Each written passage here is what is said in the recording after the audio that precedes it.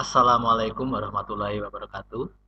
Selamat bertemu kembali dengan Pak Gianto yang akrab dipanggil dengan Pak Gi. Apa kabar? Semoga kalian semua sehat-sehat selalu dan selalu dalam lindungan Tuhan Yang Maha Esa. Pada kesempatan kali ini saya akan membahas tentang teori asam basa, yaitu teori asam basa Arrhenius, teori asam basa Bronsted-Lowry, dan teori asam basa Lewis. Selamat mengikuti.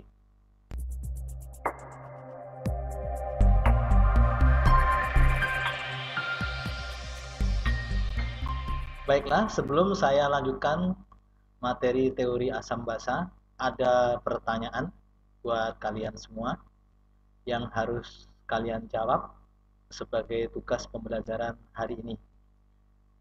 Pertanyaannya yaitu, yang pertama, apa yang dimaksud dengan asam dan basa? Pertanyaan yang kedua, sebutkan 3 contoh asam dan 3 contoh basa dalam kehidupan sehari-hari. Oke, jawablah pertanyaan ini di kolom komentar sebagai tugas pembelajaran hari ini. Dan jangan lupa tuliskan nama, kelas, dan nomor absen. Oke, kita mulai teori asam basa yang pertama, yaitu teori asam basa Arrhenius. Menurut teori asam basa Arrhenius, asam adalah senyawa yang jika dilarutkan dalam air akan melepaskan ion H+. Jumlah ion H+ yang dapat dihasilkan oleh satu molekul asam disebut valensi asam. Sedangkan ion negatif yang terbentuk dari asam setelah melepaskan ion H+ disebut ion sisa asam. Contohnya adalah asam sulfat dalam larutan terurai menjadi ion H+, 2H+, dan ion SO4 2-min. Nah, di sini sisa asamnya adalah SO4. Karena sisa asamnya bermuatan -2, maka ion H+ yang dilepas sebanyak 2. Sehingga kalau di total jumlah muatannya di sini 0.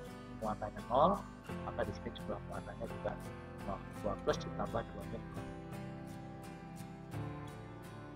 Sedangkan basa, menurut teori asam basa Arrhenius, adalah senyawa yang jika dilarutkan dalam air akan melepaskan ion OH-.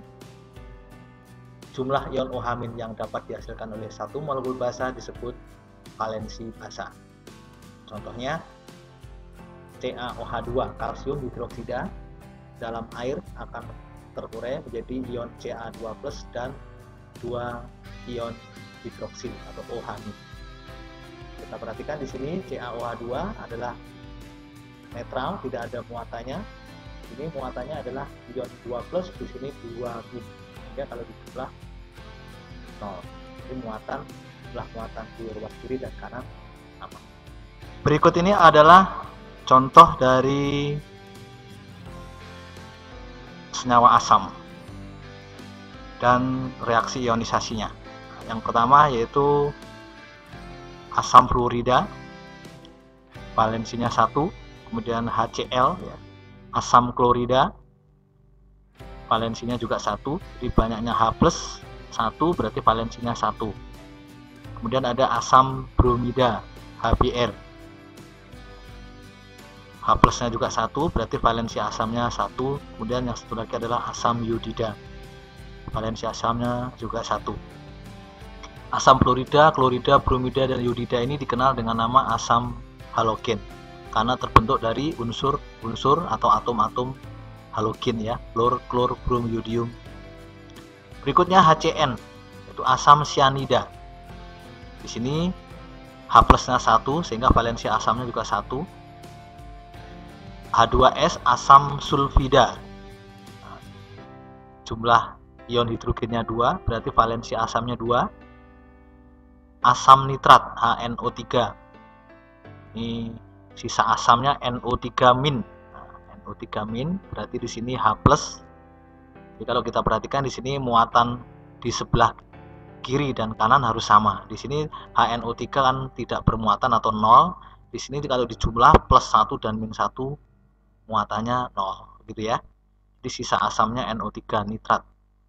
Kemudian H2SO4 sisa asamnya adalah SO4 2-, bermuatan 2-, maka H plusnya ada 2.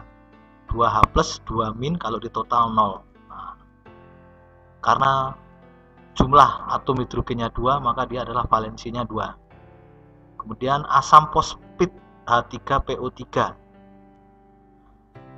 Sisa asamnya PO3 3-, sehingga ion hidrogen yang dilepas ada 3, valensinya 3. Berikutnya H3PO4 asam fosfat H3PO4 ya. Sisa asamnya PO4 3-, berarti hidrogennya adalah 3, sehingga 3H+, valensi asamnya 3. Asam karbonat H2CO3, sisa asamnya CO3 2-, sehingga valensi asamnya 2 karena atom hidrogennya 2. Dan yang terakhir ini adalah asam oksalat C2O4 2-, ini adalah sisa asamnya bermuatan 2-, maka hidrogennya ada 2, valensi asamnya 2. Berikutnya adalah contoh senyawa basa. Nah, di sini mohon maaf, ini bukan valensi asam, tapi ini adalah valensi basa ya seharusnya ya. NaOH natrium hidroksida, ini OH-nya 1, maka valensi basanya 1. Kemudian KOH kalium hidroksida, sini juga valensi basanya 1. Magnesium hidroksida, OH- yang dihasilkan ada 2 ion OH-, berarti valensi basanya 2. Kalsium hidroksida, strontium hidroksida, barium hidroksida, aluminium hidroksida. Nah, di sini ion OH- yang dihasilkan 3, maka valensi basanya 3. Sekali lagi, ini bukan valensi asam tapi valensi basa. Besi 2 hidroksida, ini OH-nya 2, berarti valensi basanya 2. Dan yang terakhir adalah besi 3 hidroksida, valensi basanya ada 3.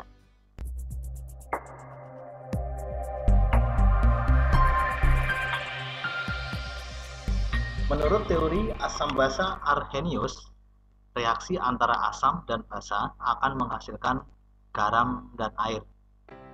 Contohnya misalnya asam klorida direaksikan dengan NaOH. Nah, perhatikan di sini ion Na+ akan mengikat ion negatif Cl-, demikian juga ion H+ akan mengikat ion OH-. Jadi ion positif akan mengikat ion negatif, sehingga jika asam klorida dan NaOH ini direaksikan akan membentuk garam NaCl dan molekul air yaitu H2O. Jadi sekali lagi, ion positif akan mengikat ion negatif. Ini hidrogen positif akan mengikat OH- sehingga membentuk molekul H2O, sehingga HCl plus NaOH asam basa membentuk garam NaCl dan air. Contoh yang berikutnya yaitu asam sulfat direaksikan dengan natrium hidroksida. Perhatikan di sini asam sulfat membentuk ion positif 2H+ dan SO4 2-. NaOH membentuk Na+ dan OH-. Di sini ion positif Na muatannya +1, sedangkan SO4 yang min muatannya adalah 2, maka Na ini harus dikali 2. Jadi yang ini dikali 1 yang atas, yang bawah semuanya dikali 2. Sehingga kalau saya kalikan 2 hasilnya ini kali 2 jadi 2 NaOH, 2 Na+, 2 OH. Sehingga jika asam sulfat direaksikan dengan NaOH membutuhkan 2 NaOH, 2SO4, 2 NaOH. Ini ion positif ini akan mengikat SO4 2- untuk Na2SO4 dan 2 molekul air 2H2O, asam basa, garam, air.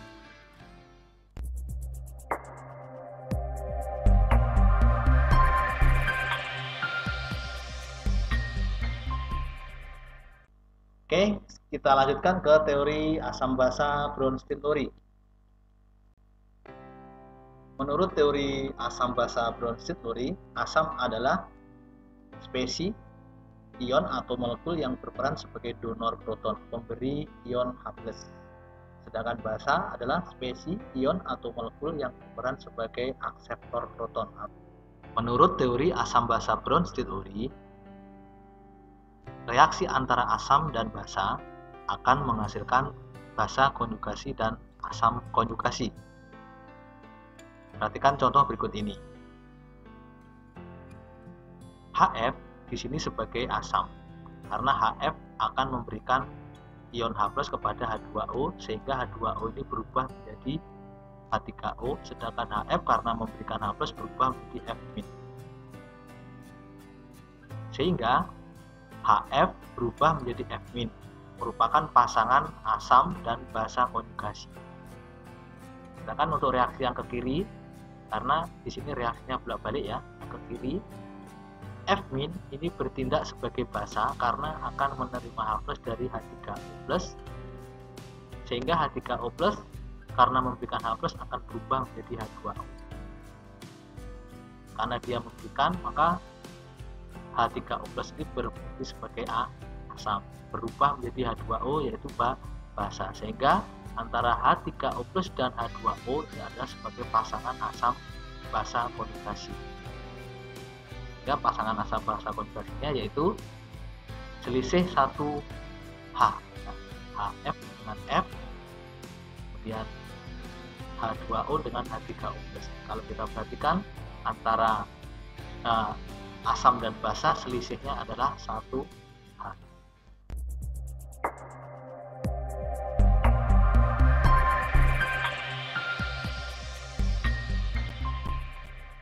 Selanjutnya teori asam basa Lewis.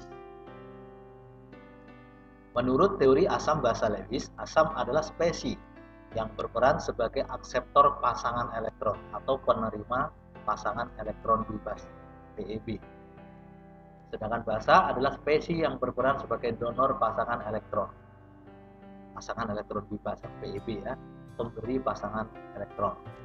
Menurut teori asam basa Lewis, reaksi antara asam dan basa akan menghasilkan ikatan kovalen koordinasi. Perhatikan contoh berikut ini.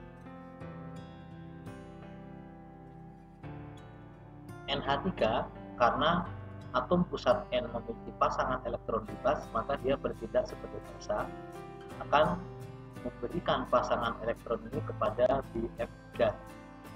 BF3 ini adalah senyawa kovalen yang belum oktet. Ini menyimpang dari aturan oktet. Karena belum oktet, maka dia cenderung untuk menerima pasangan elektron supaya menjadi oktet. Sehingga reaksi antara basa NH3 dengan asam BF3 ini akan membentuk ikatan kovalen koordinasi.